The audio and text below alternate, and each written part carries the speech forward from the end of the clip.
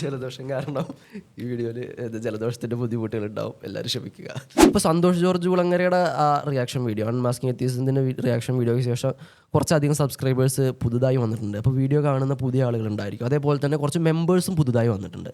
അപ്പോൾ ഈ മെമ്പേഴ്സ് ഇവർ മാസം മാസം പൈസ തരുന്നതായതുകൊണ്ട് ഇവർക്ക് എക്സ്ട്രാ എന്തെങ്കിലും അത് എക്സ്ട്രാ എന്തെങ്കിലും കൊടുക്കാൻ നമ്മൾ തീരുമാനിച്ചിരിക്കുന്നു.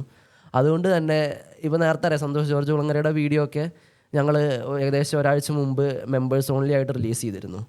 അപ്പോൾ അതേപോലെ തന്നെ നമ്മുടെ വീഡിയോസ് മെമ്പേഴ്സിന് എക്സ്ക്ലൂസീവായിട്ട് പ്രീ ആക്സസ് മുൻകൂട്ടി റിലീസ് ചെയ്യുന്നതാണ്. അതേപോലെ തന്നെ മെയിൻ അതല്ല, മെമ്പേഴ്സിന് മാത്രമായിട്ട് ഞങ്ങളൊരു വാട്സപ്പ് ഗ്രൂപ്പ് അല്ലെങ്കിൽ ഒരു ടെലിഗ്രാം ഗ്രൂപ്പ് ഓപ്പൺ ചെയ്യുന്നതാണ്. ഞങ്ങൾ റിഡക്റ്റീവ് മെമ്പേഴ്സും അതുപോലെ തന്നെ മെമ്പേഴ്സും മാത്രമുള്ളത്, ചാനൽ മെമ്പേഴ്സും മാത്രമുള്ളത്. നിങ്ങൾക്ക് വല്ല ഡൗട്ടോ അല്ലെങ്കിൽ അടുത്ത കണ്ടൻറ് സജഷൻസോ ഇത്തരത്തിലുള്ള എന്തെങ്കിലും സജഷൻസ്, കാരണം നിങ്ങളുടെ സപ്പോർട്ട് ഞങ്ങളെ നന്നായി മോട്ടിവേറ്റ് ചെയ്യുന്നുണ്ട്. അപ്പോൾ മെമ്പർഷിപ്പ് എടുത്ത് സപ്പോർട്ട് ചെയ്യാൻ പറ്റാത്തവർ സബ്സ്ക്രൈബ് ചെയ്ത് സപ്പോർട്ട് ചെയ്യുക, ലൈക്ക് ചെയ്ത് സപ്പോർട്ട് ചെയ്യുക, ഷെയർ ചെയ്ത് സപ്പോർട്ട് ചെയ്യുക.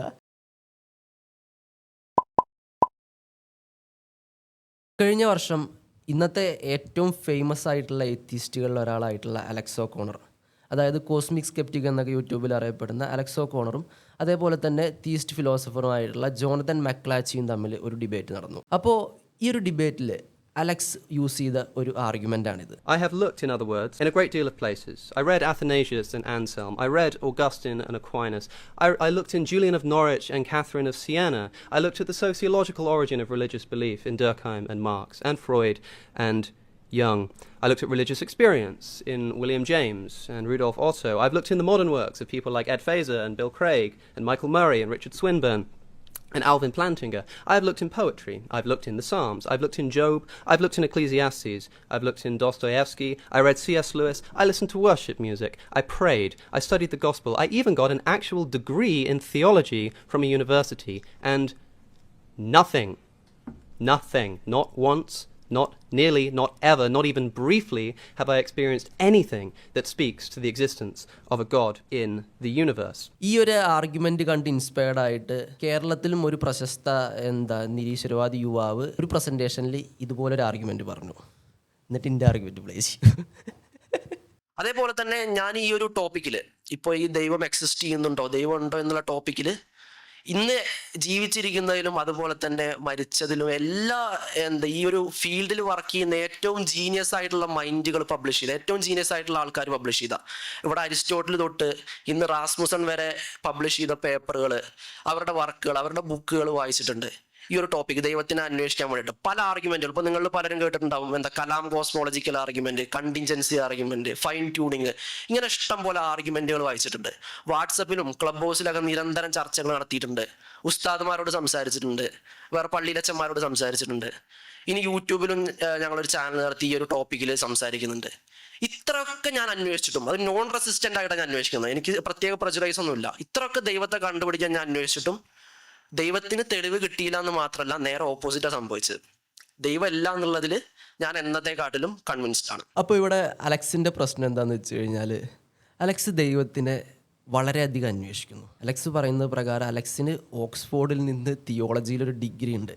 അലക്സ് വായിക്കാത്ത ബുക്കുകളില്ല, അന്വേഷിക്കാത്ത മാർഗങ്ങളില്ല, നടത്താത്ത ഡിബേറ്റുകളില്ല ദൈവത്തിനെ അന്വേഷിച്ചുകൊണ്ട്. ദൈവത്തിന് കിട്ടണമെന്ന ആഗ്രഹത്തിൽ, എന്നിട്ടും അലക്സിന് കിട്ടുന്നില്ല. ഇവിടെ എൻ്റെ പ്രശ്നം അത് തന്നെയാണ്. നമ്മൾ ചെയ്യാത്ത പണികളില്ല, എടുക്കാത്ത വർക്കുകളില്ല. നമ്മൾ ഒരുവിധം അലക്സിൻ്റെ അത്ര ഇല്ലെങ്കിലും നമ്മൾ ഒരുവിധം ഈ ഒരു വിഷയത്തിൽ എൻഗേജ് ചെയ്തു. പക്ഷേ ദൈവത്തിനെ കണ്ടു കിട്ടുന്നില്ല, ദൈവം മിസ്സിംഗ് ആണ്. ഇപ്പോൾ ഈ ഒരു പ്രശ്നത്തിന് നമ്മൾ ടെക്നിക്കലി പറയുന്ന പേരാണ് ഡിവൈൻ ഹിഡിനെസ്. അതായത് ദൈവം ഒളിച്ചിരിക്കുന്ന പോലെ തോന്നുന്നു. നമുക്ക് ഈ പ്രശ്നത്തെ ഇങ്ങനെ സ്റ്റേറ്റ് ചെയ്യാം. അതായത് ദൈവത്തിനോട് ഒരു ലവിങ് ആയിട്ടുള്ള റിലേഷൻഷിപ്പ്, ഒരു സ്നേഹത്തോടെയുള്ള ഒരു ബന്ധം നിഷേധിക്കാത്ത ആളുകളുടെ അടുത്ത് പോലും ദൈവം ഒളിച്ചിരിക്കുന്നു. അതായത് ദൈവം അങ്ങനത്തെ ഒരു റിലേഷൻഷിപ്പ് ഫോം ചെയ്യുന്നില്ല. ഞങ്ങളെ കേസ് പറഞ്ഞതുപോലെ, എനിക്ക് ദൈവം എക്സിസ്റ്റ് ചെയ്യുന്നുണ്ടെങ്കിൽ ദൈവത്തിനോട് റിലേഷൻഷിപ്പ് ഫോം ചെയ്യണം. അതായത് ദൈവത്തിനെ അറിയണം. ഒരു റിലേഷൻഷിപ്പ് ഫോം ചെയ്യുക എന്നുള്ളതിൻ്റെ ബേസിക് കാര്യമാണ് നമ്മൾ അങ്ങനെ ഒരാൾ എക്സിസ്റ്റ് ചെയ്യുന്നുണ്ട് എന്നുള്ളത് അറിയാം. അപ്പോൾ ഞാൻ എൻ്റെ ഫാദറുമായിട്ട് റിലേഷൻഷിപ്പ് ഫോം ചെയ്യണമെന്നുണ്ടെങ്കിൽ, ഒരു ലവിങ് റിലേഷൻഷിപ്പ് ഫോം ചെയ്യണമെന്നുണ്ടെങ്കിൽ ആദ്യം അച്ഛൻ എക്സിസ്റ്റ് ചെയ്യുന്നുണ്ട് എന്നുള്ള ഒരു ബിലീഫ് എനിക്ക് വേണം. അപ്പോൾ ഇതുപോലെ ദൈവം എക്സിസ്റ്റ് ചെയ്യുന്നുണ്ട്, അതേപോലെ തന്നെ ദൈവത്തിനോടൊരു ലവിങ് ആയിട്ടുള്ള റിലേഷൻഷിപ്പ് ഫോം ചെയ്യണം. ഇപ്പോൾ ഇവിടെ പല ക്രിസ്ത്യൻസും മുസ്ലിംസും ഒക്കെ ഫോം ചെയ്യുന്ന പോലെ ഒരു റിലേഷൻഷിപ്പ് ഫോം ചെയ്യണമെന്ന് ഞാൻ ആഗ്രഹിക്കുന്നുണ്ട്. പക്ഷേ ദൈവം എനിക്ക് അങ്ങനത്തെ റിലേഷൻഷിപ്പ് ഫോം ചെയ്യാൻ സഹായിക്കുന്നില്ല. ഇത്തരത്തിൽ ഒരു ലവിങ് റിലേഷൻഷിപ്പ്, ദൈവമായിട്ടുള്ളൊരു ആത്മാർത്ഥമായി സ്നേഹത്തോടെയുള്ളൊരു ബന്ധം നിഷേധിക്കാത്ത ആളുകളെ നമുക്ക് നോൺ റെസിസ്റ്റൻറ്റ് നോൺ ബിലീവേഴ്സ് എന്ന് വിളിക്കാം. അതായത് ദൈവത്തിനെ റെസിസ്റ്റ് ചെയ്യാത്ത എന്നാൽ അവിശ്വാസികൾ. അപ്പോൾ ഇത്തരത്തിലുള്ള നോൺ റെസിസ്റ്റൻറ്റ് നോൺ ബിലീവറാണ് ഞാൻ. അപ്പോൾ ആദ്യം നമ്മൾ നോക്കേണ്ടത് ഇത്തരത്തിലുള്ള non resistant non believers exist ചെയ്യുന്നുണ്ട്, ശരിക്കും ഉണ്ടോ? അതോ ഇവർ കള്ളം പറയുന്നതാണോ?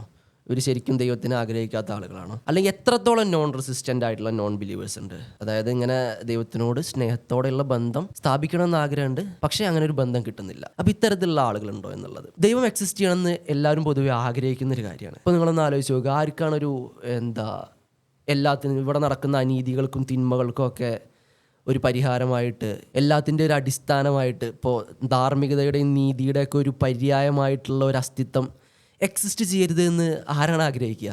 ഞാൻ ദൈവം ഇല്ലെന്നല്ലല്ലോ പറഞ്ഞത്, ഉണ്ടെങ്കിൽ നന്നായിരുന്നു എന്നാ പറഞ്ഞത്. ഇപ്പോൾ എല്ലാവരും ദൈവം എക്സിസ്റ്റ് ചെയ്യണമെന്ന് ആഗ്രഹിക്കുന്നവരായിരിക്കും അധികം. ഇനി നമുക്ക് പറയാം, ചില ഈവിളായിട്ടുള്ള ആളുകളുണ്ട്, ചില തിന്മ ചെയ്യുന്ന ആളുകളുണ്ടായിരിക്കും, അവർക്ക് ദൈവം ഉണ്ടാവുന്ന താല്പര്യമില്ല. ഓക്കെ, അങ്ങനെ ആളുകളുണ്ടായിരിക്കും, ഞാൻ ഗ്രാൻഡ് ചെയ്ത് തരാം, അങ്ങനെ ആളുകളുണ്ട്. പക്ഷേ ഈ കാണുന്ന ഇത്രയും അവിശ്വാസികളുണ്ട്. ഇപ്പോൾ അലക്സോ കോണറും ഞാനും അടക്കമുള്ള ഇഷ്ടം പോലെ അവിശ്വാസികളുണ്ട്. അപ്പോൾ ഇത്തരം അവിശ്വാസികളിൽ എല്ലാവരും ഇതുപോലെ ക്രൂരന്മാരും തിന്മ ചെയ്യുന്നവരും എന്താണെന്ന് ഒരാളൊരിക്കലും വാദിക്കില്ല. അപ്പം നമ്മൾ അധികം ആളുകളും ദൈവം എക്സിസ്റ്റ് ചെയ്യണമെന്ന് ആഗ്രഹിക്കുന്നവരാണ്. ദൈവത്തിനോടൊരു റിലേഷൻഷിപ്പ്, ദൈവം ഉണ്ടെങ്കിൽ ഓക്കെ, ദൈവത്തിനെ മനസ്സിലാക്കി സ്വർഗവും നരകവും ഒക്കെ ഉണ്ടാവണമെന്നും സ്വർഗത്ത് പോകണമെന്നൊക്കെ ആഗ്രഹിക്കുന്നവരാണ്. അപ്പം നമ്മളാരും റെസിസ്റ്റൻ്റ് അല്ല ദൈവത്തിൻ്റെ ഈ കൺസെപ്റ്റിനോട്. അതേപോലെ തന്നെ നിങ്ങളൊന്ന് ആലോചിച്ച് നോക്കുക, ഇപ്പോൾ ഫോർമർ ബിലീവേഴ്സ്, ഇപ്പോൾ ഒരു എൻ്റെ കാര്യം പറയട്ടെ, ഞാൻ അങ്ങനെ ഹാർഡ് കോർ ദൈവവിശ്വാസിയൊന്നും ആയിരുന്നില്ല പണ്ട്. ബട്ട് സ്റ്റിൽ മതങ്ങളിൽ സ്ട്രോങ് ആയി വിശ്വസിച്ചിരുന്ന, അവരുടെ ഒരു ഭാവിയും എല്ലാ കാര്യങ്ങളും എല്ലാതും ദൈവത്തിൽ അർപ്പിച്ച് ആ ഒരു പാതയിലൂടെ ജീവിച്ചവർ, അവരവരുടെ വിശ്വാസം പോയി അവർ ഡിപ്രഷനിലായി എന്നുള്ളത് വിശ്വാസികൾ തന്നെ പറയുന്ന കാര്യമാണ്. അപ്പോൾ ആരെങ്കിലും ഇങ്ങനെ മനഃപൂർവ്വം ഒരു കൺസെപ്റ്റിനെ നിഷേധിച്ചുകൊണ്ട് ഡിപ്രഷൻ അനുഭവിക്കുമോ? ഇനി നമ്മളെല്ലാവരും പറയുന്ന ടെസ്റ്റിമോണി തന്നെ നിങ്ങൾക്ക് വിശ്വസിക്കാം. അപ്പോൾ ഞാൻ പറയുന്നുണ്ട്, ഞാനൊരു നോൺ റെസിസ്റ്റൻ്റ് ആണ്, എനിക്ക് ദൈവത്തിന് വിശ്വാസം. അതേപോലെ തന്നെ മെജോറിറ്റി ഓഫ് എത്തിസ്റ്റുകളും ഇത് തന്നെയാണ് പറയുന്നത്. ഇതൊക്കെ ദൈവം എന്നുള്ള കൺസെപ്റ്റ്, അതായത് നമ്മുടെ മെജോറിറ്റി ഓഫ് സെമിറ്റിക് മതങ്ങളും പഠിപ്പിച്ച ഒരു കൺസെപ്റ്റ്, ആ ഒരു ദൈവത്തിനെ അറിഞ്ഞ് ഒന്നെങ്കിൽ ആ മതത്തിൽ തുടർന്ന് ആ ദൈവത്തിൽ വിശ്വസിച്ച് കുറേ കാലം കഴിഞ്ഞ് വിശ്വാസം നഷ്ടപ്പെട്ടവരും, അല്ലെങ്കിൽ എന്നെ പോലെ അത്ര മോഡറേറ്റ്ലി ആ ദൈവത്തിൽ അങ്ങനെ സ്ട്രോങ് ആയി വിശ്വസിക്കാണ്ട് എന്നാൽ സ്ട്രോങ് ആയിട്ട് അന്വേഷിച്ച് തന്നെ കിട്ടാത്ത ആളുകളെ പറ്റിയാണ് ഇത്ര നേരം പറഞ്ഞത്. പക്ഷേ വേറെ ടൈപ്പ് ആളുകൾ കൂടിയുണ്ട്. ഈ ഒരു ഇസ്ലാമിനും ക്രിസ്ത്യാനിറ്റിക്കൊക്കെ മുമ്പ് ഇവിടെ മനുഷ്യന്മാരുണ്ടായിരുന്നു. അവർ ഈ ഒരു ഒമ്നിതീസം എന്നുള്ള കൺസെപ്റ്റ് കേട്ടിട്ട് തന്നെയല്ല, അതായത് സർവ്വശക്തനും സർവജ്ഞാനും കാരുണ്യവാനുമായിട്ടുള്ള ദൈവം എന്നുള്ള കൺസെപ്റ്റിനോട് പരിചിതമല്ലാത്ത ഇഷ്ടം പോലെ ആളുകളുണ്ടായിരുന്നു. ഇപ്പോൾ പലതരത്തിലുള്ള സ്പിരിറ്റുകളിൽ വിശ്വസിച്ചിരുന്നവർ, ആൻസിസ്ട്രൽ സ്പിരിറ്റുകളിൽ. അതേപോലെ തന്നെ ഇന്നും ഉണ്ട്. ഇപ്പോൾ നോർത്ത് ഇന്ത്യയിൽ തന്നെ ഉണ്ടാവും ഓരോ ലോക്കൽ ദൈവങ്ങളെ, ലൈക്ക് അത്ര സൂപ്പർ പവർ ഇല്ലാത്ത ചാത്തനെയും കാളിയെയും ഒക്കെ വിശ്വസിക്കുന്ന ടൈപ്പ് ആളുകൾ ഇന്നും ഉണ്ട്. ഇപ്പോൾ ട്രൈബുകൾ ഇന്നും ഉണ്ട്. അപ്പോൾ ഇത്തരത്തിലുള്ള ആളുകളും ഈ ഒരു ഒമ്നിതീസം, അതായത് സർവ്വശക്തനും കാരുണ്യവാനുമായിട്ടുള്ളൊരു ദൈവത്തിനെ അറിയണം, ദൈവത്തിനോടൊരു ലവിങ് റിലേഷൻഷിപ്പ് ഫോം ചെയ്യണമെന്ന് ആഗ്രഹിക്കാത്തവരല്ല. കാരണം അവർക്ക് അങ്ങനെ ഒരു കൺസെപ്റ്റ് അറിയ പോലും ഇല്ല. അപ്പോൾ അറിയാത്തൊരു കൺസെപ്റ്റിനെ എങ്ങനെ അവർ നിഷേധിക്കുക? അപ്പോൾ ഇത്തരത്തിലുള്ള ആളുകൾ ഉണ്ട് എന്നുള്ള കാര്യത്തിൽ ഒരു തർക്കമില്ല.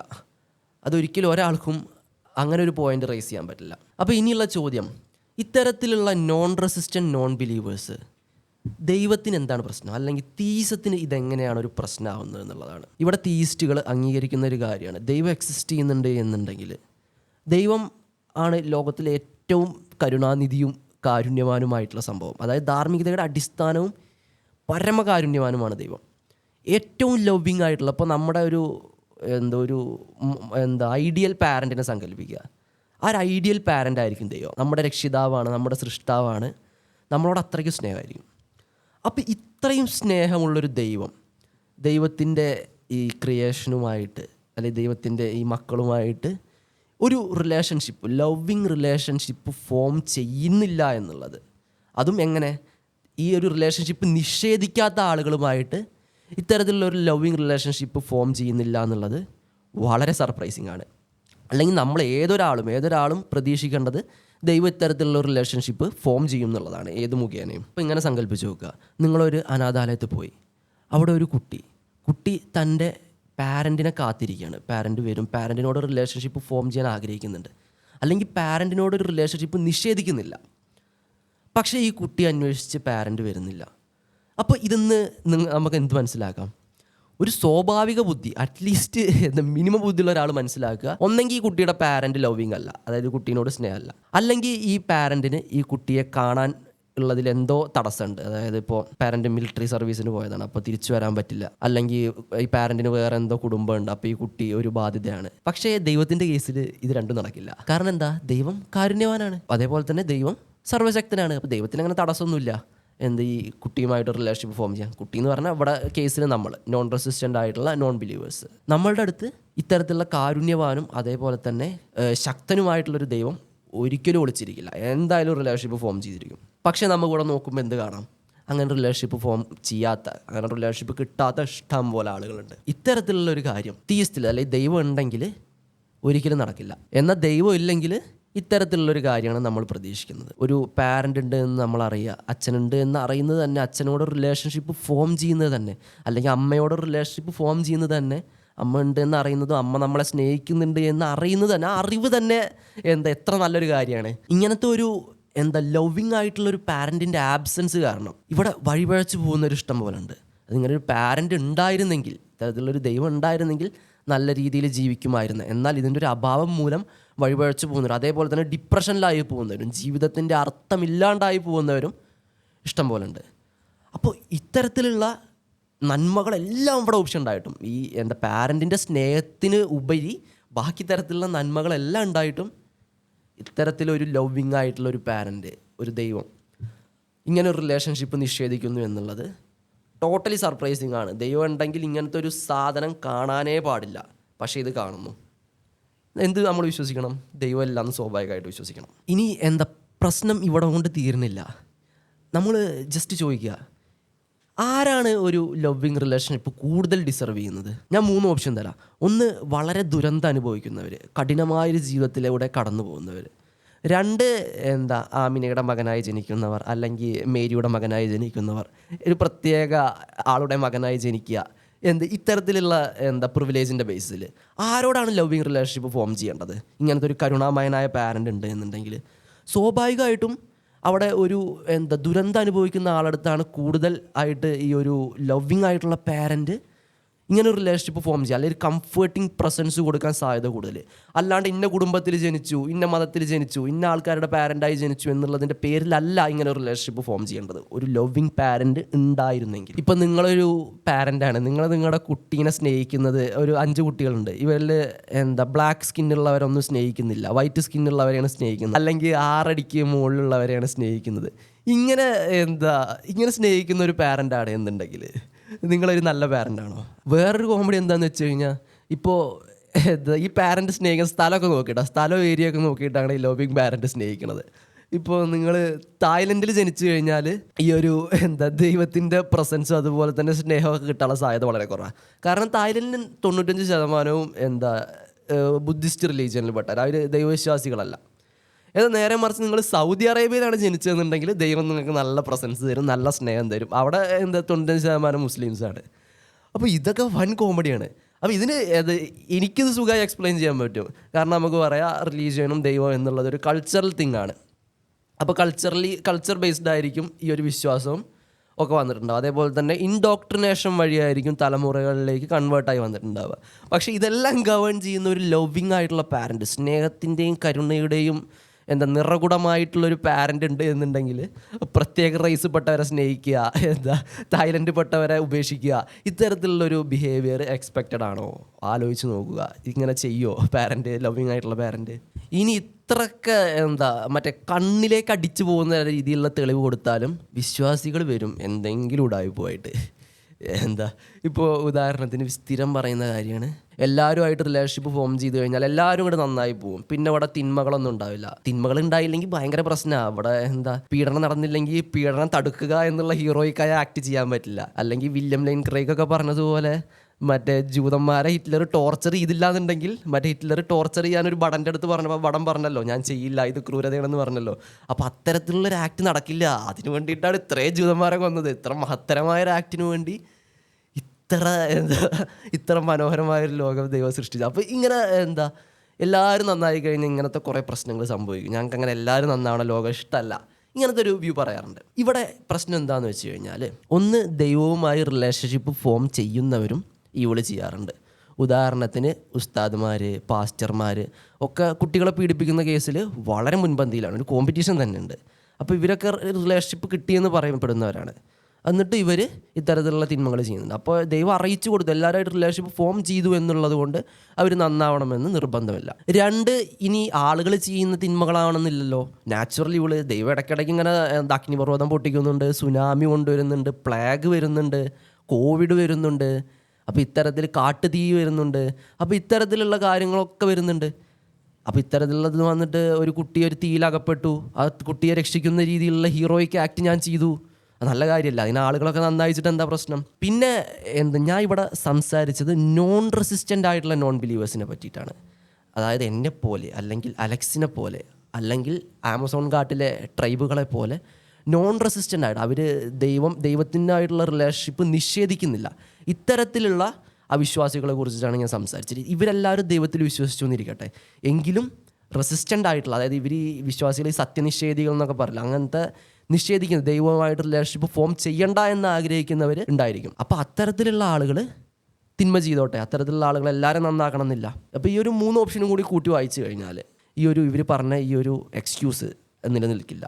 ഇതൊരു എക്സ്ക്യൂസ് ആണോ എന്നുള്ളത്, ഒരു പ്രോപ്പർ എക്സ്ക്യൂസ് ആണോ എന്നുള്ളത് തന്നെ ഒരു സംശയമാണ്. അതായത് ഇവിടെ തിന്മകൾ വേണം എന്നുള്ളത് എത്രത്തോളം കൺവിൻസിങ് ആണെന്നുള്ളത് വേറെ സംശയം. എങ്കിലും തിന്മകൾ വേണമെന്നെടുത്താൽ പോലും ഈ ഒരു 3 രീതിയിൽ നമുക്ക് തിന്മകൾ സ്റ്റിൽ മെയിൻറ്റെയിൻ ചെയ്യാം. പിന്നെ വേറൊരു എക്സ്ക്യൂസായിട്ട് ഈ ഒരു ആർഗ്യുമെൻറ്റിന് സ്ഥിരം എക്സ്ക്യൂസായി പറയാറുള്ളത്, ഇപ്പോൾ മതത്തിനെയും ദൈവത്തിനെയും ഒന്നും പഠിപ്പിക്കാൻ പറ്റില്ല, പഠിപ്പിക്കാനുള്ള അവസരം നഷ്ടപ്പെടും. കാരണം എല്ലാവരുമായിട്ട് ദൈവം റിലേഷൻഷിപ്പ് ഫോം ചെയ്യല്ലേ. ഇപ്പോൾ മുസ്ലിങ്ങൾ ദവാപ്രവർത്തനം ചെയ്യുന്നു, അതേപോലെ തന്നെ ക്രിസ്ത്യൻസ് അവരുടെ അപ്പോളജിസ്റ്റ് വർക്കുകൾ ചെയ്യുന്നു. അപ്പോൾ ഇത്തരത്തിലുള്ള കാര്യങ്ങളൊന്നും നടക്കില്ല. ഇതിനൊക്കെ ഒരു നന്മയുണ്ട്.